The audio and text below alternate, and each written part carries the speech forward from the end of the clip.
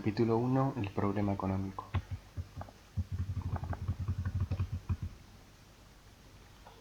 El problema económico, los seres humanos como integrantes de la naturaleza y de la sociedad tienen necesidades, algunas de ellas de imprescindible satisfacción, que podríamos clasificar como necesidades primarias o biológicas, y otras secundarias o sociales que varían con las épocas.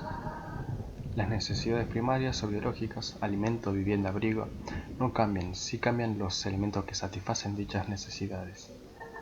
Las necesidades primarias son inmodificables, aun a pesar del transcurso del tiempo y de las características de cada época. Las necesidades secundarias vienen dadas por el momento histórico de la sociedad analizada. Estas se van modificando a través del tiempo, van evolucionando desde la comunidad primitiva hasta nuestros días y se multiplican, y como consecuencia aparecen nuevos bienes con el objetivo de responder a ellas. La necesidad de entretenimiento y de diversión de la sociedad actual es un ejemplo característico de este tipo de necesidad. El proceso de producción, distribución y consumo. Para satisfacer todas estas necesidades, los seres humanos llevan adelante lo que podríamos llamar un proceso de producción o un proceso de trabajo. Este proceso lo podemos describir, en principio, enumerando los elementos que lo componen. En primer lugar, los seres humanos, que son capaces de generar energía vital a través de su capacidad física e intelectual. Dicha energía sirve para transformar elementos que se encuentran en la naturaleza en bienes y servicios que necesita el individuo para satisfacer sus necesidades. Esta energía vital del ser humano la denominaremos factor productivo capital. Factor productivo trabajo. En segundo lugar, otro componente es brindado por la naturaleza, conformado por aquellos elementos que pueden ser aprovechados por la obtención de un bien. Estos elementos los denominaremos factor productivo de recursos naturales. Son ejemplos de este factor la tierra, el mar, los bosques, los yacimientos, etc. Los instrumentos que el ser humano elabora y que tienen como objetivo mejorar el rendimiento de su trabajo los denominaremos factor productivo capital.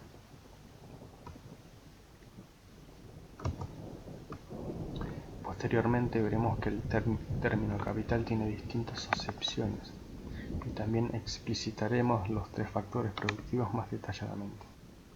La combinación de estos factores da por resultado la obtención de la materia bruta. Por ejemplo, un tronco que se puede transformar en materia prima, en este caso un tablón de madera, para que posteriormente sea transformado en un bien o producto, un escritorio. El resultado del proceso de producción son los bienes y servicios obtenidos que permiten satisfacer necesidades. Los bienes, para satisfacer las necesidades, tienen que ser distribuidos, es decir, llegar a las personas que lo requieren. Por ello existe un proceso de distribución de estos bienes. Para tener un ejemplo claro de este proceso, pensemos en una comunidad primitiva. Un grupo de seres humanos que cazaban animales en el proceso de producción, que luego se distribuían entre la comunidad para satisfacer las necesidades de alimentación. Tenemos por un lado el recurso natural, o sea, los animales salvajes que por el proceso de producción, o sea, del proceso de la caza de lo que sería el animal, se convierte en un bien, el que tiene que ser distribuido entre los miembros de la tribu, para lo cual cada individuo tomaba carne hasta saciarse, empleando la fuerza si lo era necesario. Las distintas sociedades fueron evolucionando y los procesos de producción y de distribución fueron cambiando, adoptando diferentes características en la sociedad, En la sociedad esclavista, el amo era propietario de los tres factores productivos: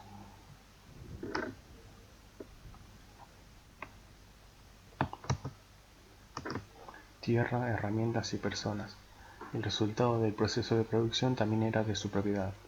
El amo solo les daba a los esclavos lo imprescindible para sobrevivir. En el modo de producción feudal,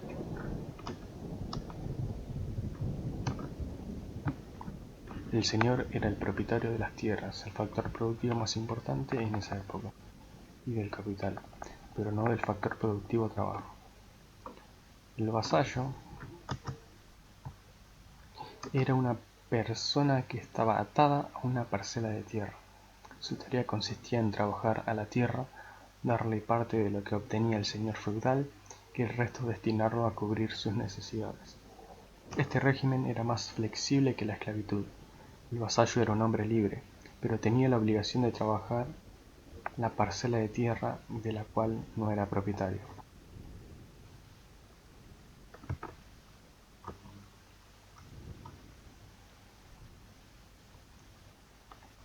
Otra forma de producción y de distribución es la empleada en la sociedad actual, es la sociedad capitalista, donde los bienes se reparten a través del mercado. El hombre ofrece su trabajo y por ello recibe una remuneración que utiliza posteriormente para la adquisición de bienes que le sirven para la satisfacción de sus necesidades. El dueño de la tierra ofrece su factor productivo, por ello también recibe una remuneración. De igual forma, ocurre con el propietario del factor capital, que emplea sus elementos a fin de obtener su retribución. Entonces el mercado asigna cuánto le corresponde al trabajador, al propietario de la tierra y al capitalista. El mercado es el mecanismo de distribución de la sociedad capitalista.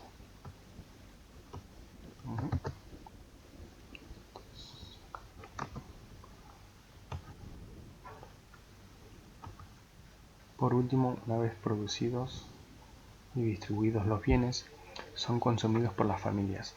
El individuo tiene sus gustos y preferencias acerca de los bienes a consumir. Cada individuo, de acuerdo a sus gustos y necesidades, establece una escala de preferencias de los distintos bienes disponibles. Por otro lado, tiene una restricción que está dada por su ingreso,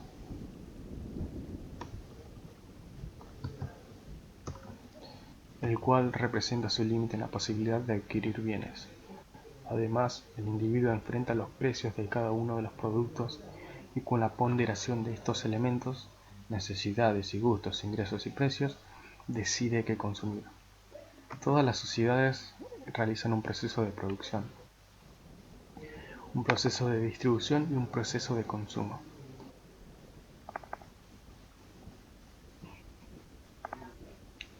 Pero la diferencia entre ellas está radicada en la forma en que se llevan a cabo. Por ello podemos decir que la ciencia económica estudia las leyes que rigen el proceso de producción y distribución y consumo.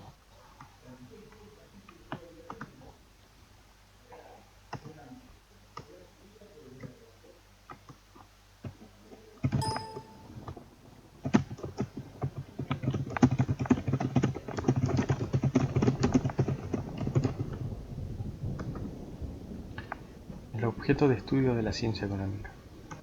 Cada sociedad, de acuerdo a la forma en la que se organizan los procesos de producción, distribución y consumo, establece distintas relaciones entre las personas y entre las personas y los objetos. Muchas de esas relaciones establecen derechos y obligaciones. Por ejemplo, derecho sobre la propiedad del factor productivo, derecho a percibir la remuneración por el uso de ese factor por otros individuos o por el servicio que presta a los mismos. Esto ha variado en las épocas y las relaciones se modificaron según se trate de la sociedad esclavista, de la sociedad feudal o del capitalismo. En la esclavitud, el amo era dueño de las personas y los bienes. Por lo tanto, él decidía en todo el proceso productivo, en todo el proceso de producción, distribución y consumo. El amo distribuía los bienes dándole solamente a los esclavos lo necesario para sobrevivir. En el feudalismo, el señor era propietario de los recursos naturales y el capital, pero no del trabajador. El vasallo era un hombre libre que tenía como obligación trabajar la tierra del señor. En el capitalismo,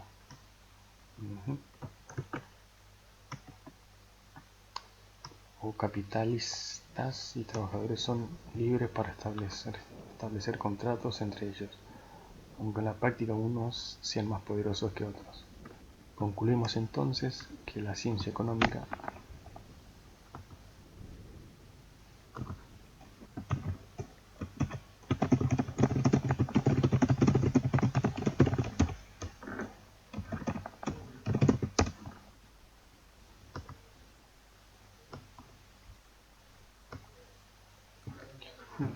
económica estudia las formas que adquiere el proceso de producción, distribución y consumo y las distintas características que éste adopta dado el momento histórico que se considera,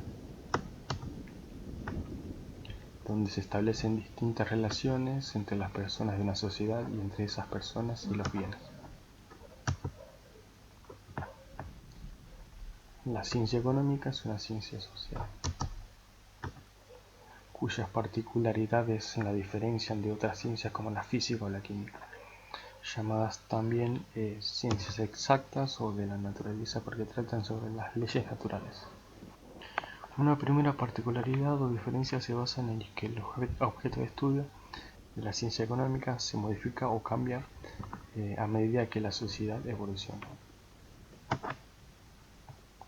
Ya hemos visto que las formas de organización de la producción, distribución y consumo son diferentes en los distintos momentos históricos.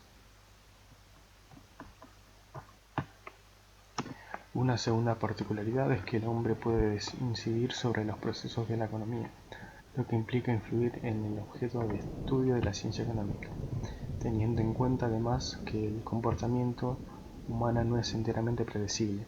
Por ejemplo, con la intervención del ministro de Economía de un país sobre los procesos de producción, distribución y consumo, o la acción llevada adelante por corporaciones de empresarios o grupos de poder.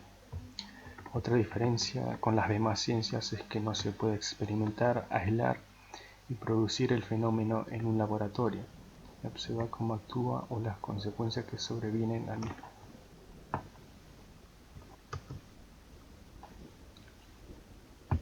Pueden observarse experiencias anteriores y por lo tanto obtener conclusiones, pero en el futuro no se repetirá la situación de la misma forma, y una medida de política económica a aplicar puede no surtir los mismos efectos que en el pasado.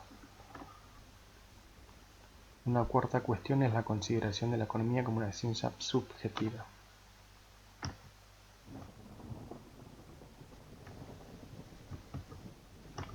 El economista es el sujeto que estudia con rigor científico las cuestiones económicas, pero él mismo es parte del objeto de estudio.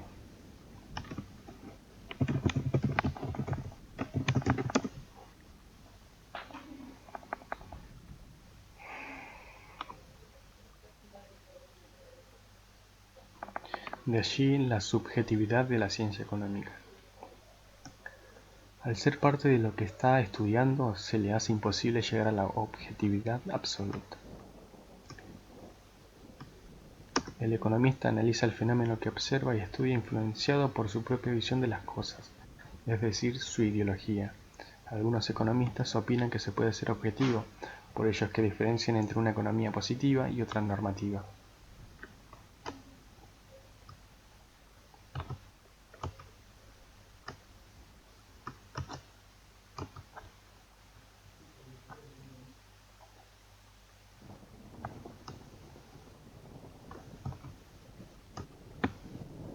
La economía positiva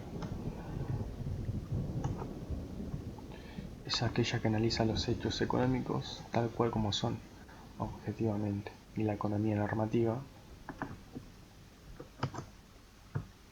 versa sobre las consideraciones éticas o juicios de valor sobre los hechos económicos.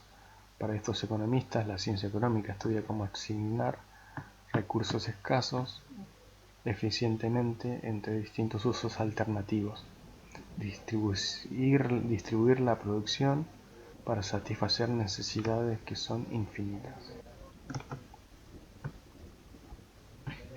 En esta definición hay tres expresiones claves.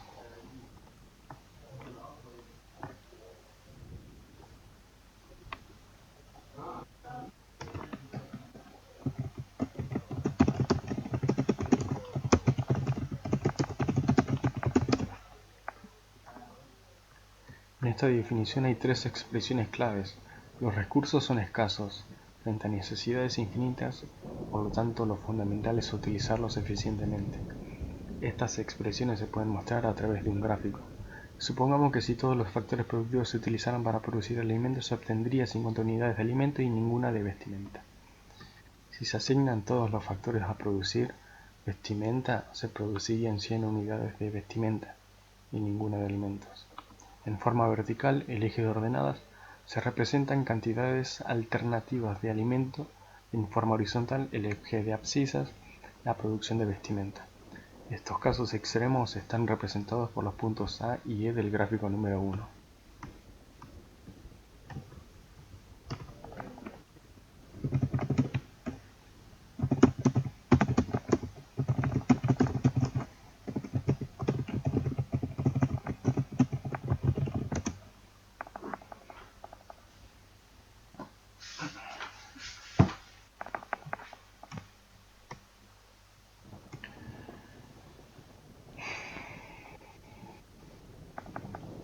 Supongamos que también es posible asignar los factores en partes a producir alimentos y vestimenta, con lo que se pueden alcanzar los puntos B, C y D de acuerdo a la asignación de factores. Entre los puntos A y E existen infinitos puntos posibles de producción de alimentos y vestimenta, que están representados por la curva que une dichos puntos. Esta curva se denomina frontera de posibilidades de producción FPP.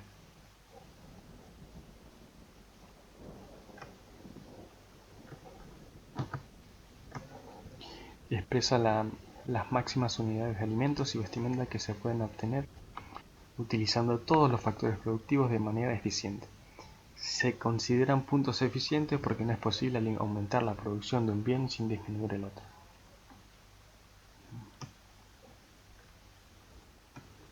Por ejemplo, el punto I no es un punto eficiente, porque se puede aumentar la producción de alimentos sin disminuir la vestimenta, o aumentar la producción de vestimenta sin disminuir la de los alimentos.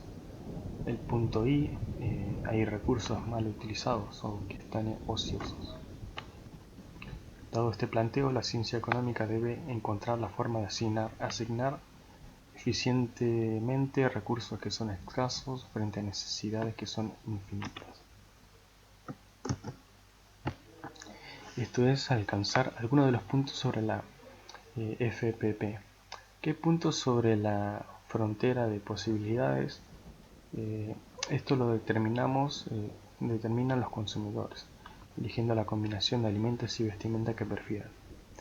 Hasta aquí estamos en un campo de la economía positiva, considerar sí, por ejemplo, un punto de producción sobre la FPP, en el que se obtienen pocos alimentos y muchos bienes de lujo.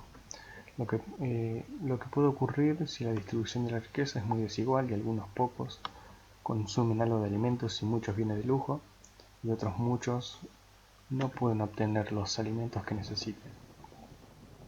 ¿Es un buen punto o no? Pertenece al campo de las consideraciones éticas, ideológicas o religiosas, y por lo tanto a la economía normativa. Desde ya que ese punto sobre la FPP es un punto óptimo para la economía positiva. Como veremos entonces, se puede dividir a los economistas entre los que consideran que la ciencia económica como una ciencia social, por lo tanto impregnada siempre de algún grado de subjetividad, y aquellos economistas que sostienen que existe un campo de conocimientos objetivos que componen la economía positiva, sobre la cual se pueden hacer consideraciones científicas, y otro campo normativo donde se realizan consideraciones subjetivas. Para ambos casos hemos expresado la definición de ciencia económica. Después de haber definido el contenido de lo económico y de haber comentado algunas de las características de la ciencia que la construyen en una ciencia particular, desarrollaremos en el siguiente capítulo la evolución en la forma de pensar los problemas económicos.